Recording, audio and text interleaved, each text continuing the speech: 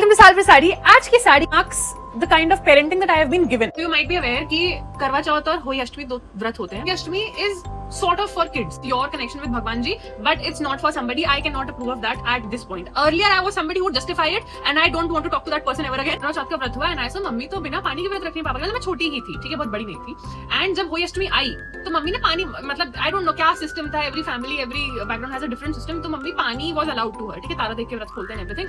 And मैंने कहा mummy papa के लिए तो आपने बिना पानी का व्रत रखा, मेरे लिए यार कीपिंग पानी वाला व्रत, आप पापा ज्यादा प्यार करते हो। इमेजिन मम्मी को इस बात से ये महसूस हो गया कहीं ना कहीं say that my child does not feel loved. तो यस, मैं इसके लिए भी बिना पानी वाला व्रत रखूंगी। तब से लेके आज तक मेरी बेचारी मम्मी मेरी वजह से अष्टमी, होली अष्टमी पे बिना पानी के व्रत रखती हैं। फुल नॉट इवन थिंक कि मम्मी उस एंगल से ले जाएंगी और फिर एक्चुअली इस बात को मान लेंगी। मतलब मम्मी नहीं मानती है, मेरी बात है, ये बात मम्मी ने बहुत दिल पे लगा ली और आज तक मान रही है। ये जो स्टेटमेंट मैंने इतना कूल बन के मम्मी को दे दिया ना, it is because I was brought up in a way कि I had the freedom of saying most things in respectful way, ठीक है। मुंहफट तो थी लेकिन मैं थोड़ी सी, but at the same time growing up I was humbled time to time. मतलब जब भी ये मेरा मुंहफट वाला प्रिविलेज मैं मिसयूज करना शुरू करती थी, जैसे वो थोड़ा सा भी बदतमीजी की फॉर्म ले रहा होता था, मेरे माँ बाप दोनों मुझे दिखा देते थे कि ये जो आपकी जुबान इतनी फालतू चल रही है ना, ये प्यार की वजह से चल रही है, आप इसे बदतमीजी की तरह इस्तेमाल नहीं कर सकते, because that is not what we are giving our child. No, आप बदतमीजी नहीं कर सकते किसी के साथ। यू नो, जब भी ना मैं स्कूल से आके मम्मी को जैसे बताती थी कि मेरी या तो लड़ाई हो गई या मुझे किसी ने परेशान किया, चिढ़ा दिया, मार दिया, तो मम्मी बोलती थी सच बताना, क्योंकि अगर गलती तेरी निकली तो मैं वहीं तुझे पीट दूंगी पकड़ के, दो चांटे वहीं लगेंगे सबके सामने अगर तूने झूठ बोला तो।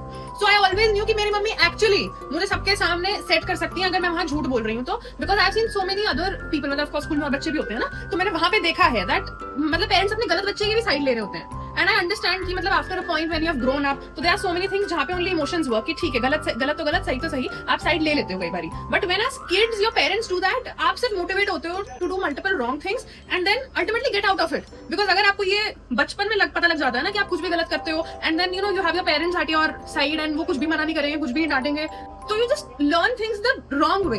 This is that hoi wali sari. You know, over a period of time, I've understood one thing very clearly, that as kids we expect a lot from our parents. बचपन से देखा होता है that they know everything.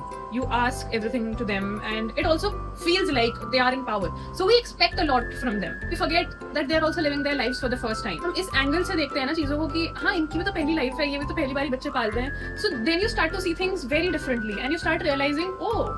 They did not do all of this on purpose. It's just that life was not very fair to them as well. There are many things that you just cannot ignore like that. But certain things जो हमें लगता है हमारे साथ unfair हुई हैं, they did not do it on purpose. I hope if you have ever missed a chance to build that bond with your parents, make sure you do that with your kids. This is how we finally look. I did not like the sari as a kid, but now I do.